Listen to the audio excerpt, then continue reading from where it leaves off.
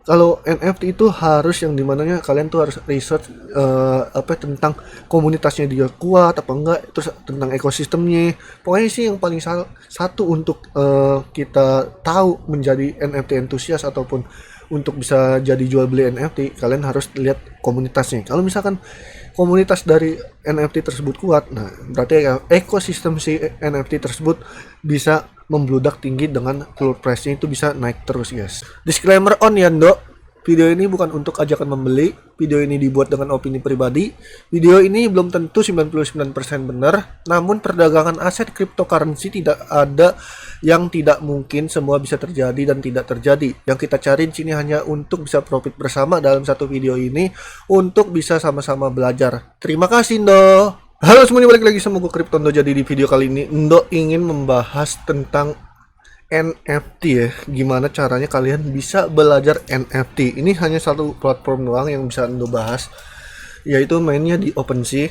Jadi kalau misalkan kalian ingin bermain NFT ataupun membeli ataupun menjual ataupun membikin, kalian mainnya harus di OpenSea karena Endo merekomendasikan platform ini karena emang rame banget OpenSea ketimbang Mineable, Rarible ataupun Treasureland ya. Karena OpenSea ini yang bisa diberatkan platform nomor satu di golongan NFT ya.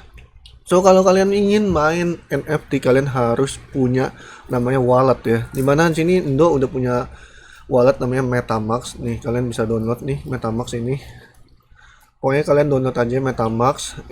Itu terserah kalian mau mainnya di PC ataupun di HP, lewat HP. Kalau misalkan kalian lewat PC, kalian harus punya MetaMask. Kalau misalkan kalian lewat handphone, kalian harus punya Trust Wallet. Trust Wallet apa namanya? Kalian bisa cek di open browser kalian namanya Trust Wallet, ataupun kalian bisa cari namanya di Play Store kalian ataupun iOS kalian kalau misalkan kalian lewat iPhone.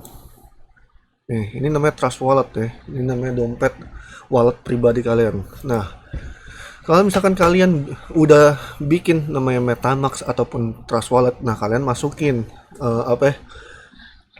di OpenSea kalian. Nah, kalian bisa MetaMask ada, dan kalian ini walletnya bermacam-macam ya. Kalau misalkan di PC ini ada Coinbase Wallet, Wallet Connect ataupun Formatic nih. Masih ada banyak juga ya wallet-wallet yang kalian pakai. Nah, untuk yang di mobile only ini ada Opera Touch dan Trust Wallet. Kalau misalkan di mobile ya Indo selalu rekomendasi yang pakai Trust Wallet. Kalau untuk pakai yang di PC ya MetaMask. Nah, sini Indo langsung MetaMask karena Indo udah punya ya MetaMask. Kalian masukin aja kalau misalkan udah bikin walletnya. Nah, kalian next, connect. Nah, habis itu kalian tinggal yang namanya setting lah nama kalian nih. Setting ini kayak gitu. Tuh. Username, bio kalian, terus Twitter. Nah, kalian setting tersebut. Nah, jika emang udah setting nama NFT kalian yang ingin kalian jual, misalkan nama kalian nih untuk didagangkan lah, misalkan akun dagangnya lah. Misalkan kalian udah ibaratnya udah kelar setting akun dagangnya, nah kalian langsung ke profile, terus create ini. Nah, namanya fotonya, terus nama itemnya apa, ini dikosongin juga nggak apa-apa, deskripsinya gimana, ini dikosongin juga nggak apa-apa. Nah, supply-nya itu satu, nggak masalah. Terus kalian mau yang gratis ataupun mau yang bayar, kalian pilih. Kalau misalkan kalian mau yang bayar, pakainya Ethereum. Kenapa bayar? Karena ada gas fee-nya lewat Ethereum. Kalau yang gratis apa bang? Nah, kalian bisa klik Polygon. Ini gratis, kalian bisa tanpa pakai gas fee. Nah, langsung nanti di create. Nah, udah di create, abis itu nah kalian muncul di profil kalian di collected ini. Kalau misalkan kemungkinan kalau emang NFT kalian laku, mungkin ntar dari collected ini bisa pindah ke created ya, ke created. Nah, itu untuk yang dagangnya ya. Indo menjelaskan yang tentang dagangnya.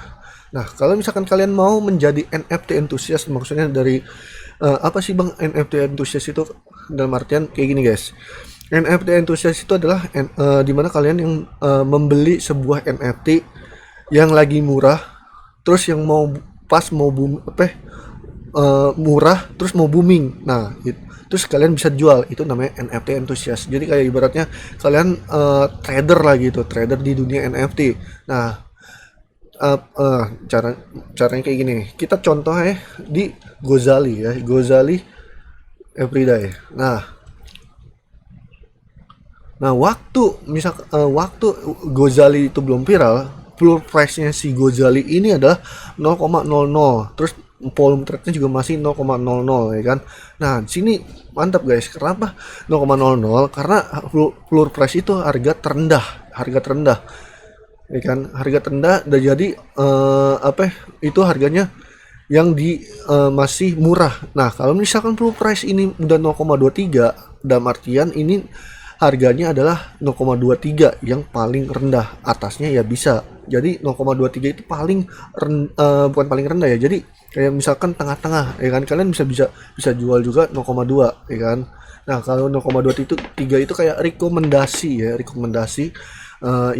yang untuk didagangin kayak gitu guys. Nih kayak waktu si ini ya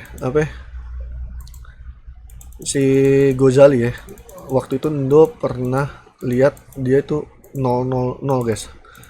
Kalau misalkan nggak ketemu maaf, ini nih, kayak gini nih contohnya nih floor price nya 0,00. Ini jangan dibeli ya, 0,003. Kalau dalam artian ini harganya $9 ya. 0,003 itu artinya ini kita jual lewat Ethereum ya, 0,003 ini. Kalau 0,001 adalah itu $3. Kenapa $3? Karena satu Ethereum itu harganya 3.200 ya, 3.200 dalam artian ya bisa 40 jutaan ya. Hitungannya yang lebih enak 40 jutaan. Nah, 0,003 ini berarti adalah perkalian dari 0,001. Misalkan 0,001 nya $3, berarti 3 kali 3 adalah $9 kayak gitu guys.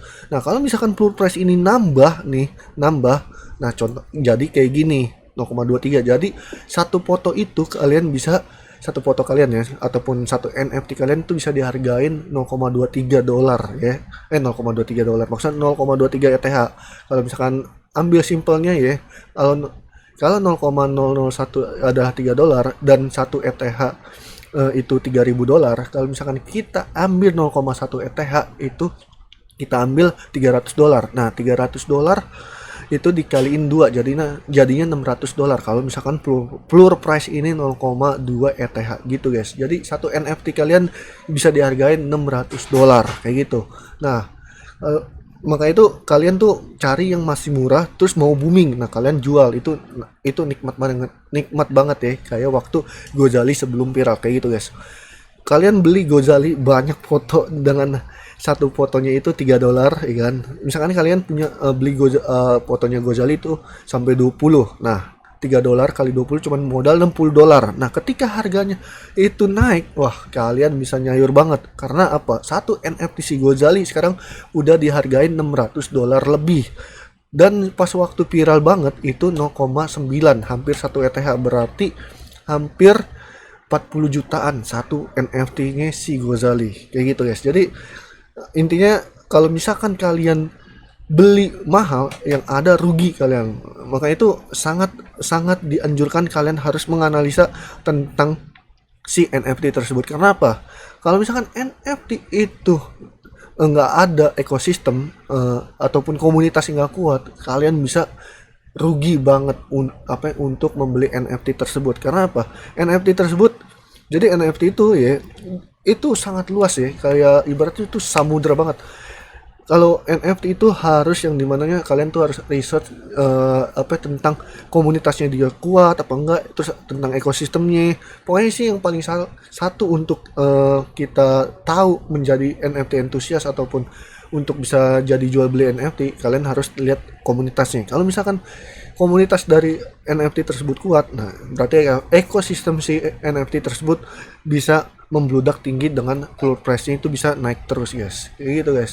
Intinya kalian harus cari murah NFT terus dengan komunitasnya kuat terus mau booming. Nah, kalian langsung jual itu bisa enak tuh guys, bisa nyayur banget. Oke, mungkin itu aja yang bisa Indo sampaikan. Mohon maaf kalau misalkan ada salah kata ataupun yang nggak mengerti, kalian bisa komen aja di kolom komentar Cryptondo. Thank you untuk semuanya, jangan lupa di subscribe, like, comment, dan share ya, dan see you the next video. Bye bye, love you and Endo.